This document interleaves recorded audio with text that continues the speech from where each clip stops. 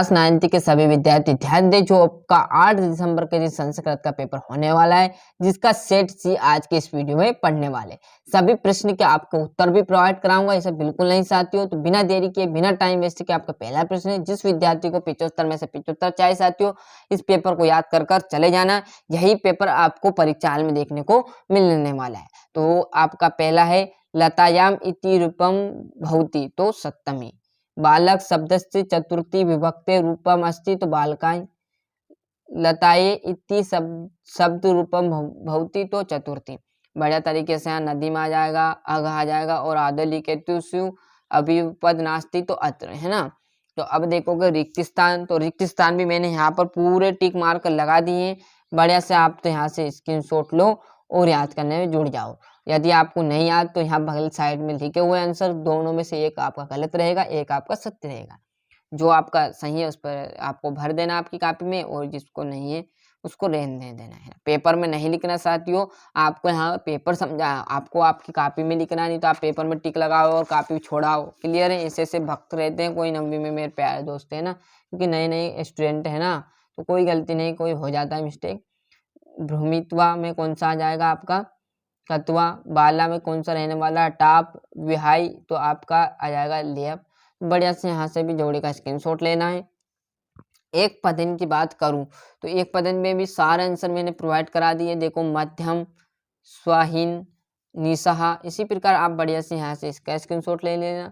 सत्य, सत्य की बात कर रहे हैं, मतलब आम नाम आपके जो है संस्कृत में आम नाम कहते हैं, तो विद्या प्लस साले में आम होने वाला है। स्वर संधि अच्छ संधि अपी कथियते, तो आम। समास पठ भवति, तो आपका आम। बढ़िया से आप भले आपको भनी संस्कृत पढ़ना है, याद हो या ना हो, आपको वहाँ मतलब है आंसर। बढ़िया तरीके से आंसर दीजिएगा, आंसर लाइएगा। और आपको प्रश्न ऐसा नहीं कि आंसर पूछा, प्रश्न आपको 2-3 प्रश्न पूछे जाएंगे 6 से लेकर 10 तक, फिर आपके अदर चीज पूछाएंगे। ऐसा नहीं कि हिंदी जैसा प्रश्न आपको दे देंगे। क्लियर है, ये देख लीजिए, है ना। और आपका यहाँ पर देखोगे ये रिक्त स्थान जैसा आ जाएंगे।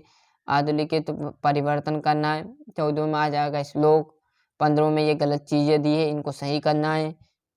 सेंटेंसेस साथियों ऐसे सभी सही लिखा, गणेश, शिव सभी सही लिखा, पर ये सेंटेंस में कौन सा परफेक्ट रहने वाला है। जैसे शिव, श्री शिव नमः, तो श्री शिवाय नमः हम बोलते हैं ना, ऐसे। क्लियर है, ये सेंटेंस इसके साथ प्रॉफिट होता है, इसे आपको लिखना है। क्लियर है। ये आपके रिक्त स्थान जो मैंने भर दिए हैं बढ़िया तरीके से। शत्रुओं में क्रम से, जो मतलब आपको कुछ स्टोरी दी है वो ऊपर नीचे करती, मतलब क्रम से जमाना, पहले क्या आया था, फिर क्या हुआ, फिर क्या हुआ, फिर क्या हुआ, ऐसा है ना, ऊपर नीचे दे दिया है ना। तो अब ये तो स्टोरी आपको याद होगी, क्योंकि आपको सर ने जहाँ पढ़ाया होगा। 18वें में देखोगे तो ये आपको क्या पैराग्राफ दिए हैं, इसी में से ये आंसर आपको लिखने हैं। मतलब 18वें से आपका आप यहाँ से पूरे ऐसे ही आने वाले हैं क्वेश्चन, क्या लिखने की। ये अथवा है, इसमें से लिख देना। 19वें देखोगे तो 19वें में 4 लाइन दे दी, ये इसके आंसर दे दी। क्लियर है।